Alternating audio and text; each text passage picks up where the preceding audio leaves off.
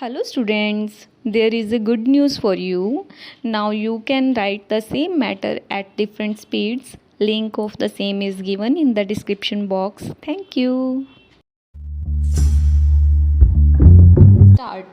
Appeal from the judgment and order dated February 8, 1955 of the Allahabad High Court in Government Appeal arising out of the judgment and order dated July 24, 1953 of the Court of the Civil and Sessions Judge in Sessions Trial. Stop. Para. The respondents before us were put up for trial for offences under sections 147, 302, 325 and 326 Indian Penal Code. Read with section 149 of the same code. Stop. On July 25, 1953, the temporary civil sessions judge acquitted them. Stop. The state of Uttar Pradesh apparently felt aggrieved by this acquittal and intended to appeal to the High Court under section 417 of the Code of Criminal Procedure. Stop. Under Article 157 of the Indian Limitation Act, an appeal under the Code of Criminal Procedure from an order of acquittal is required to be filed within 6 months from the date of the order appealed from. Stop. The period of limitation for appealing from the order of acquittal passed by the Sessions Judge on July 24, 1953, therefore expired on January 24, 1954. Stop.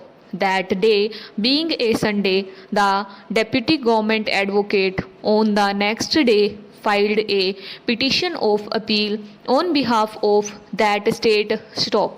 A plain copy of the judgment sought to be appealed from was filed with that petition. Stop. The High Court office immediately made a note that the copy of the judgment filed along with the petition of appeal did not appear to be a certified copy. Stop.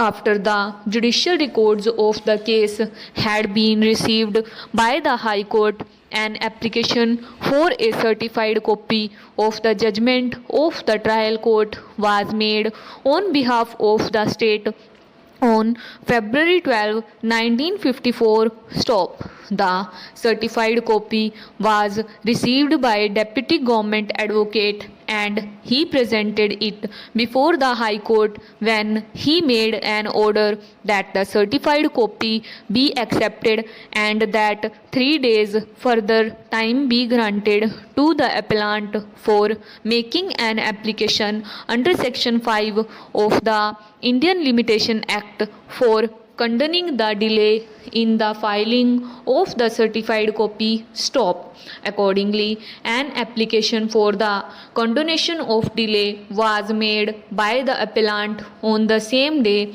and that application was directed to be laid before a division bench for necessary orders. Stop. The application came up for hearing before a division bench. Stop.